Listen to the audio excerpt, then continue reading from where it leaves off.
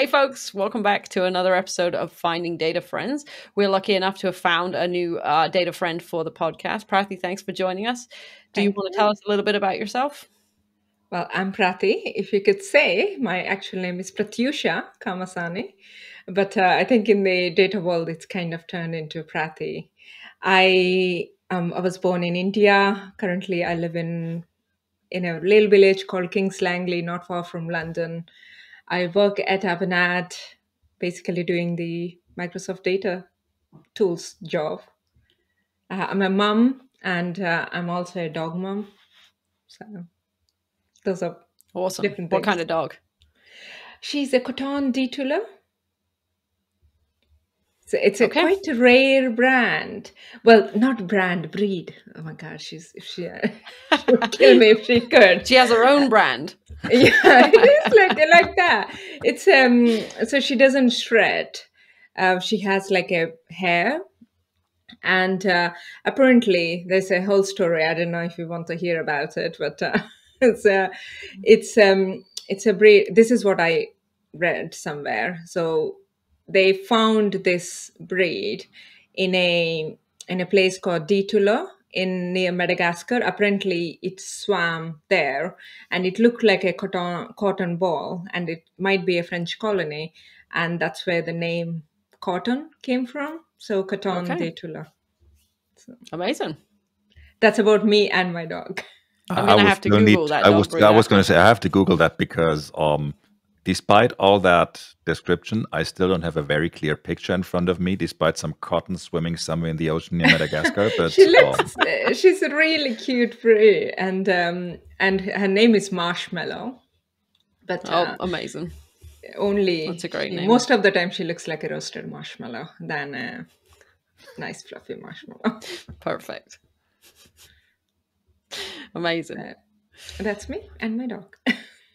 Cool. Well, welcome. Thanks for joining us. Thank you. So, one of the first questions we like to ask on the podcast, since this is Finding Data Friends, is what your favorite data feature is. Oh, well, I have to say Power BI, isn't it? It's because that's kind of what I've been working for last few years. But I think my first love was SSIS. Ooh. And Benny, I okay? was... I'm in heaven. Best answer ever. Okay. Final episode. It's not getting better than this. This episode will go on for the next 8 hours while we talk about integration services. I hope nobody has anything anywhere to be. Perfect. SSIS so much. It's a clever tool. I will say my first DBA job, we had a ton of integration packages, and I did enjoy playing with those when they worked. I didn't enjoy the logging aspect of them, but yeah, that's true. Logging was crazy until SSIS DB came in. But exactly, yep. But true. I really enjoyed it. Do you still nowadays work with I do love Power BI. Sorry, could you say that again? Do you still work with SSIS now? No, it's been a long time since I've touched SSIS package. But with the latest Fabric release, it does help me feel like a BI developer, like a traditional BI developer, where I was doing many things. I mean, I've done that with Power BI as well, but it's a different way. Instead of just using one tool, you're actually using multiple tools. It's some satisfaction in it. I don't know what it is, but something. Neat.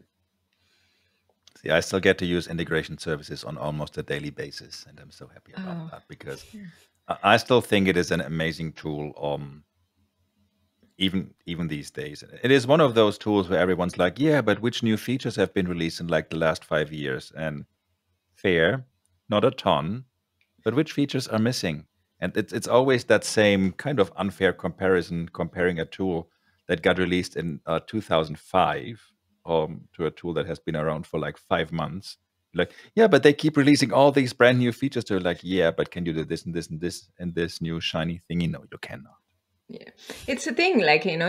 How can you make perfect better? Mm-hmm. So that's what I try to say. But no. Well, it does do like all the things you need, right? Like if you open SSIS, you can pretty much handle all the things you might need to do. So, yeah, Yeah. let's But bring it I back. think not cloud ready, but I wish That I agree. I have never. pipelines in the Gen 2 gets there at one point. But yeah. And that's it was never designed to be cloud ready. So that whole thing with integration services runtime and everything, yeah, that was kind of a nice try on putting the cloud ready label to a tool that never was meant or intended to run in the cloud. But there are still people that are not 100% in the cloud, and these people are basically everybody. Just saying. Yeah, I was going to say there are some people that are 100% not in the cloud. Yes, that Yeah. exactly. Yeah. So. It's true. I was in Data Saturday, Netherlands a few weeks ago, and somebody was talking to me about like how they don't have anything in the cloud, and this guy was asking me, it's like how he doesn't care about Fabric because it's like we are not even cloud. How can we go to SaaS? So it's an interesting conversation. But, yeah. Yeah, it's many of the shiny new things that are really shiny in everything. But if you look at how much of that is really applicable to so many, because either they are still entirely on-prem, or it looks to me that some of these new architectures, technologies, whatever you want to call it, are really more catered towards the enterprise accounts rather than like small businesses.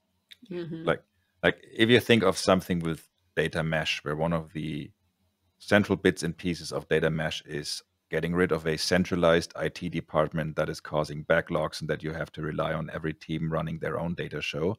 Well, if I look at my average customer and only start to imagine that every single department will have their own AI/ML/data integration/ whatever expert, I don't see that happening because they rarely have one single expert for the entire company, let alone one in each department. Yeah. So But I think that's the difference as well, is like I was talking to somebody about Fabric today, and many elements like still not ready, and probably many clients are not ready for a tool like that. But it's the future proof. Like you kind of have to release now, and then over the time it will be there. Like it's like this kind of a robo, like everyone have like a robo cleaner, like yeah. a long time ago it was, oh, who needs that, and now everyone kind of need it. So it takes a long time for everyone to adapt. Yeah, It's the totally. same thing happened with Power BI as well. Like I never thought I would actually solely work on Power BI when Power BI first released. It could be like another tool like Excel, like you work Yeah. as part of your BI role. I never ever thought I would call myself a Power BI consultant when in the initial days of its release. So yeah. True. And Very it good keeps point. us in the business, if there is one single tool, then why do they need consultants? Like everyone can master it. We need to be in the jobs. Agreed. And I think it's kind of a balance thing, as always. Not sticking just to the old tools, like, oh, I will not learn anything new because that old tool is. We might all still be using crystal reports, following that analogy. Oh my God, And yeah. last thing I've heard, they're not doing too well right now with regards to market share and adoption for new analytics projects. I may be wrong. And at the same time, just because something is shiny and new, it might still not be the right tool for Yeah. everyone Yeah. out there. Yeah, totally. It's depends. Spoken like a true consultant. Nice. Yeah. I see what you did there. So when you're not remembering the good old integration services times and not working with Power BI, so when you're doing something outside of the data world, and potentially not walking your dog, because we already talked about your dog, and we still need to Google Marshmallow, or at least one of Marshmallow's cousins, to have an actual idea of what they look like. What's your favorite non-data thing to do? I have many favorite things. I do a bit of painting. No, you only get one thing. So actually, I have not many people know about this. Very few people know I have an allotment. I love gardening. So I Oh, grew nice. all these pumpkins. Oh, wow. They're real pumpkins that has come from my allotment. So I grow a lot of cut flowers. And I You grow distribute them on vegetables out there my too? street. Okay. Very cool. I So feel like that's allotment and having an allotment is kind of like a foreign idea for people that aren't from the UK, right? Like, do you do that in Germany, Ben? You mean me personally, or well? Well, no, just Germans in general. They do, I think they but do exist. Yeah. I would still say it is more common in the UK. It's not like a super strange concept to the average German, but it's not like everyone Yeah. would do it. Oh, was I just got stuck there? No, you could still hear me. Yes. Okay. I love the idea of having an allotment, but I can't even take care of my like tiny back garden, so I probably don't need more projects. Yeah, I'd say I think I don't know. It's kind of I inherited from my dad that like he always liked um, trees. He was more into fruit trees. I never never had like he was not fan of growing flowers. If there was a flower plant, he used to pluck it out because it's not really adding much value, right? Yeah. But maybe that's where it's kind of growing. When I grow up, I'm just gonna grow only flowers. Bridging the gap.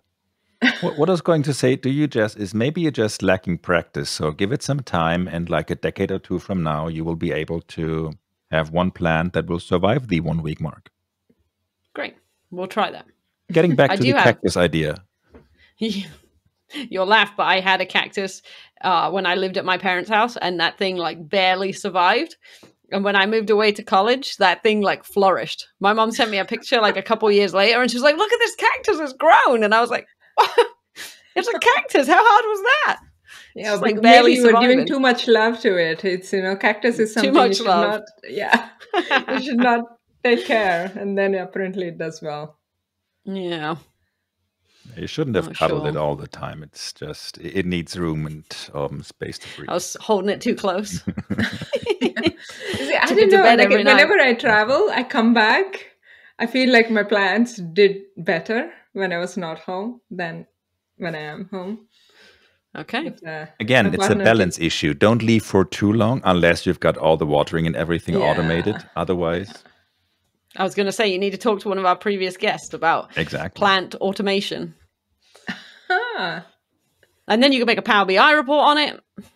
and This is I perfect. think I started this Power app about like what seeds I was planting in the allotment, so I could track like when it's gonna harvest and all the. It didn't go well. I was not like it's like when with that when the first idea came to my mind, it was like amazing. I worked on it for a day or two and then it was gone. Yeah. It's like, Did you buy a URL? Because that's usually how my projects go. I'm like, oh, this is a great idea. I'm buying a URL, and then it's just in a pile. I know I've done that a couple of times, so I think now I learned that lesson. Just don't buy URLs. And another lesson I learned is to remember to unsubscribe, like stop the renewal of this. Yeah. Otherwise, it's just keep charging, and then you realize, oh dear. Yeah. Remember Perfect. to unsubscribe is coincidentally the title of my memoir. So Excellent. Well, I don't have an amazing segue, Ben, like your usual amazing segues. hang on. You see Okay, all have you these got one? pumpkins on Prathy's window? Making me hungry. Why do we have pumpkins in December? Why do Anyway, but yes, all I those was pumpkins. specifically avoiding that joke, but anyway, Oh, because I was thinking about. Sorry, mate. see, Sorry about that. This is me not growing up in Western world. Doesn't sometimes I just don't get these jokes. This is fine. It's all good. Anyway, all those pumpkins are making us hungry. So, what is your favorite food? And would Great you like to segue, take? Jess. Thank you, bud. I've been practicing. What's my favorite food? So I was from India, so I was born in Hyderabad. And if you ask most of the Hyderabad's, they always talk about biryani. So I would say Hyderabad biryani. Amazing. Now we have a competition going on because we had biryani from Deepthi a couple of weeks or even months back at this point. Yeah, So we did. So now we'll sample. exactly, because Do you? we didn't tell Prathy that she actually has to make biryani for us, right? We only asked her That's for what I her was gonna favorite say. food, and now we're tricking her into. Well, she could take us out to her favorite restaurant that makes it. She doesn't have to would work. prepare it herself. That was going to be my next question: was do you make it yourself or do you get it from somewhere? Well, it depends, but I do love cooking. So as I said, I love far too many things. So I do love cooking, but it's totally depends, like on the mood, weather, everything else. So yeah, most of the times I think I love making it. It's more the process. It's like you could pour a glass of wine and start making the thing, and it does take a while. So it's more like a Saturday evening kind of cooking. You could play some records and Noted. So we will show up on a Saturday evening. I'm going to put that into the show notes. always, yeah. Those show notes, they're full of gems. But if you are in the UK and like especially in London, I think maybe if you're coming to Sequobits, we should go to Dishum. Dishum they do really good biryani and many other things. But I'll be there. We got a deal. yeah, let's go. I don't know yet if let's I'm go going to be at Dishum. Sequel Bits, but I will show You up are for now. dinner. Exactly. I may just be on the parking lot of Sequel Bits, but I will meet you there That's so fine. we can go to that Indian How place. are you coming? By your own Perfect. plane? I'm not. Yeah, it's at an I'm- airport, so you could. Yeah, it's I'm- an. yeah, Because you said you're going to be on the parking lot, so I was wondering how you're going to be there. Well, I haven't worked that part out yet. Let me explain that part to you, Jess. Just because it's close to an airport does not automatically mean I can fly there by my own plane. That also requires me to have a plane. There's kind of these two things that you. It's However, also Can you like build if one you from have Lego? friends who has plane. I was going to say, I'm pretty sure Alex has nothing to do that week, so he can easily come and pick me up.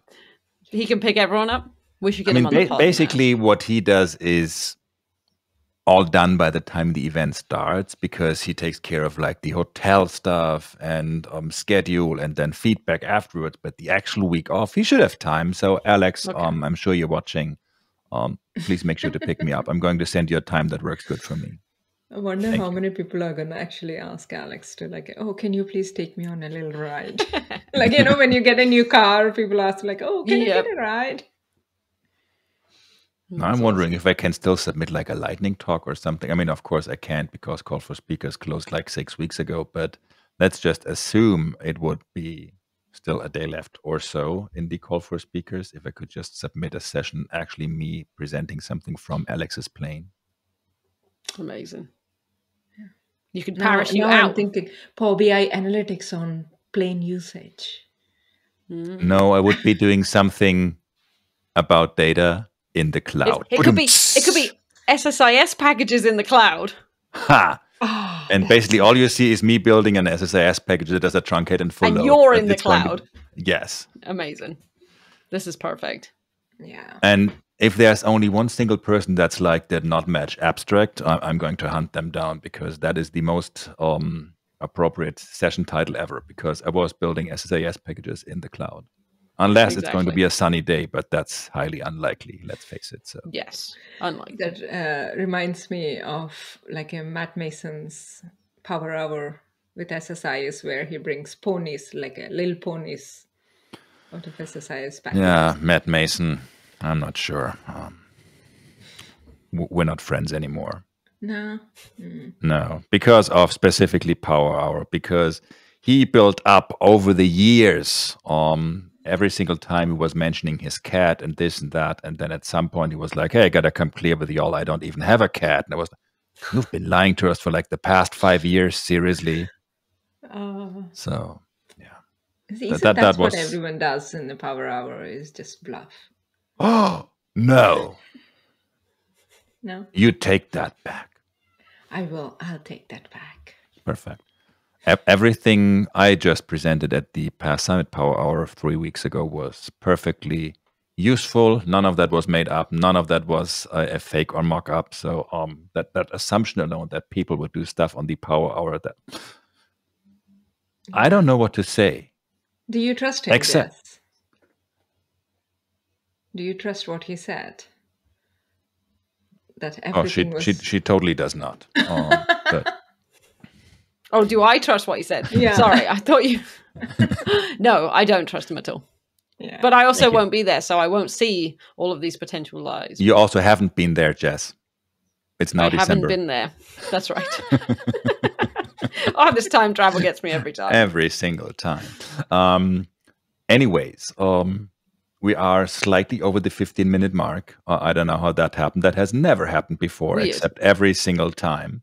Prathy, thank you so much for joining us. That was another fun episode. Thank you, Jess. Thank just you, Ben. a quick reminder on how time travel and all that works. So Yes. awesome. Yes. And with that, thank you everyone for watching, and we see you all again with a new friend next week. Bye. Bye, folks.